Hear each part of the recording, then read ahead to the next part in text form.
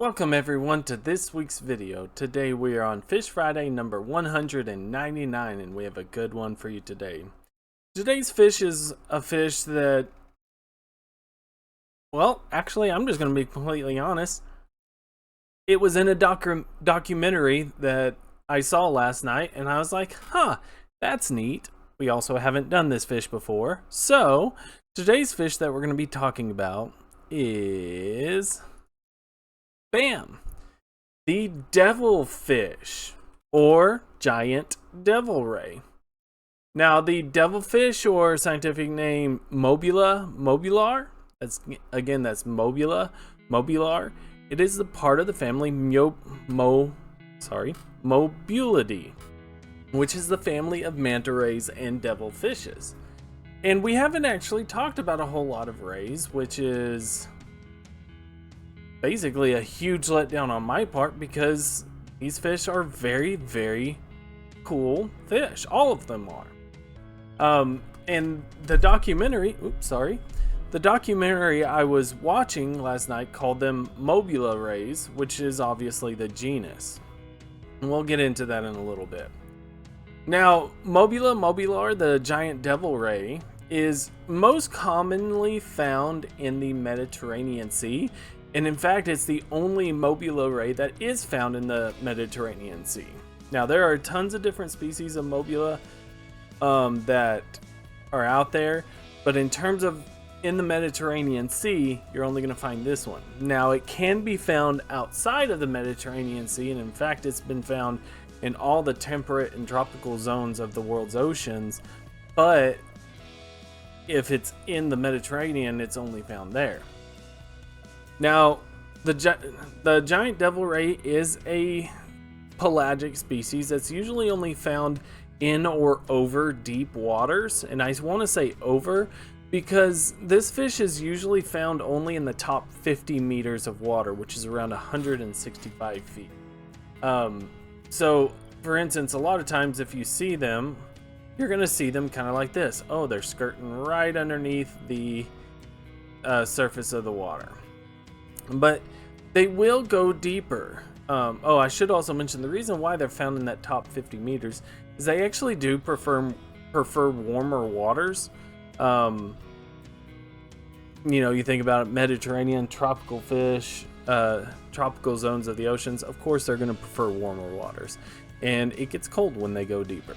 But they can go deeper. In fact, the IUCN has them down as the maximum lower depth limit being 1,112 meters, which is around 3,650 feet.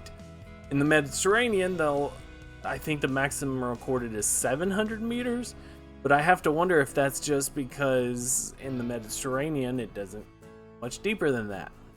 So I don't know on that instance, but in their open ocean and their global distribution, the IUCN does have their lower depth limit at around that 11-12 meters. So they can go deeper regardless.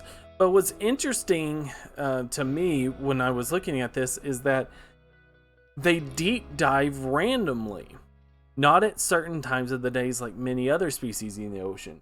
We have talked numerous times about deep water species of fish that go up and down in the water column. They'll go up at night, down during the day, or vice versa, that sort of thing. This fish, the giant devil ray, kind of does it semi-randomly. It obviously has a purpose, but it just kind of does it at random times, and it actually had two different sort of diving patterns. There was a stair-step pattern where it would go down and then come up a little bit, and stay there, then come up, stay there, come up, stay there, and then just continual deep dive, which is just down for like 11 hours, then back up to the top.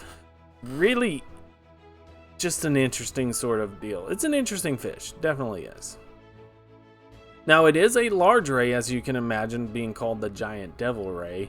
Even on this picture here, that's pretty large, a large ray. They average about 3.5 meters, which is 11 feet across. So pretty significant. And you have to remember that these fish are heavy. They're almost completely 100% muscle.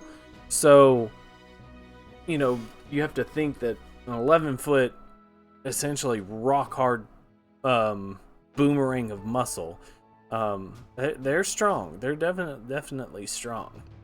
Now, I did find something saying that the maximum recorded width ever was 5.2 meters, which is 17 feet. I'm not 100% convinced on that one, because apparently there was some discrepancy on that record with the oceanic great manta ray, which is larger coming in. This is apparently the third largest devil ray, and they do look like manta rays, obviously. So I'm not entirely sure on that one, if it would get up to that 17 foot across. Now, in terms of like their body shape, you got your kind of manta ray triangular body shape. They're going to be brown to black on the back. They always have this kind of dark stripe going across the head. They do have these cephalic fins, which are the fins up the front that make devil horn sort of deal. That's why they're called devil rays.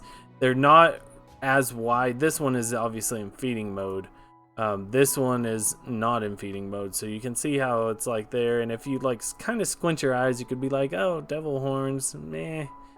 It's there. Now they do have a tail, as you can see here. Kind of see here, and you can even see here. I thought it was short, but apparently I'm wrong. The tail can be significantly larger than I thought. Now for the, I can't remember the exact name of the documentary that I saw this fish on, and the reason for that is it was 2:30 in the morning and I was exhausted. But I saw this on a documentary narrated by David Attenborough, who is absolutely incredible as a narrator, and he called them the Mobula Rays. And they were doing something in the video that I thought was interesting. So I did the little digging, and sure enough, Mobula Rays actually are known for their sort of jumping abilities, where they leave the water. And they do that, not only do they eat plankton, but they actually will eat small fish as well. And so they'll aggregate together and go through these very large schools of fish, and sometimes they'll just go through so fast that they'll actually leave the water. Apparently that's just fairly commonplace for this genera of rays. And also the fact that they're aggregated together was kind of neat to me. I don't know why, but because they're known to aggregate for mating, but for feeding as well was a little bizarre to me. Now they're still, you know, kind of a filter feeder more. They are primarily going after plankton, but essentially I gathered if they find a big school of fish, yeah, they're gonna try and take advantage of that situation as well. Now, unfortunately, this fish is classified as endangered. There's a lot of high bycatch mortality rates, meaning that nets and other stuff that is out there to catch different fish, apparently this fish gets caught fairly easily because of that. And there is a bit of active fishing going on for this. They are actively fished for both sustenance and other things. And the issue with that is, unfortunately, this fish does not have very high population resilience, really because of their very low rate of production.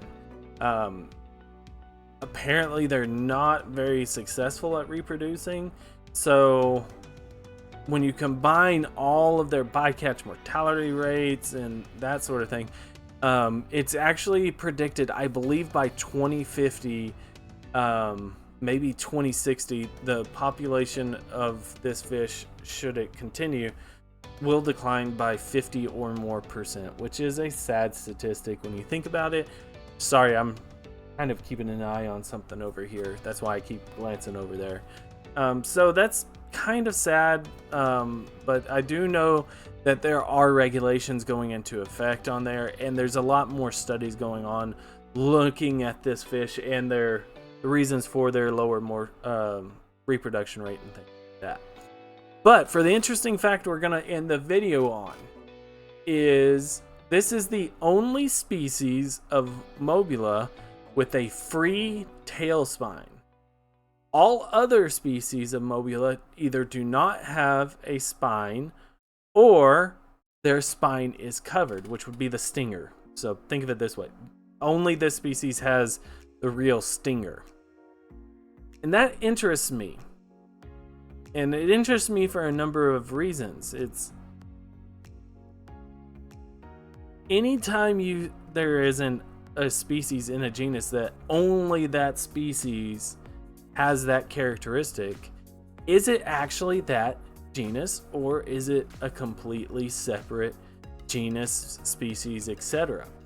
Which I can't really deduce on this one because I don't know stingrays. I don't know how the prevalence of and the importance of that encased spine or free spine or no spine whatsoever, how much of a diagnostic characteristic that is. I'd have to imagine that it would be an incredibly important characteristic.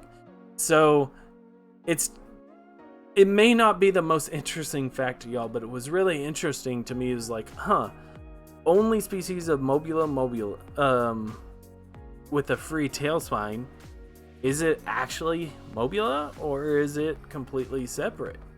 And those are just sort of the things that I like to think about. And I hope that as a result of these videos, you actually think about those questions too. But thank you guys so much again. I really appreciate it. Hope to see you again. Please leave a like, comment, and subscribe if you do. I'd really appreciate it. Hope to see you again. If you'd like to support the channel, please click the link down below. It is by no means expected, but very much appreciated regardless. Take care of yourselves. Take care of your loved ones. And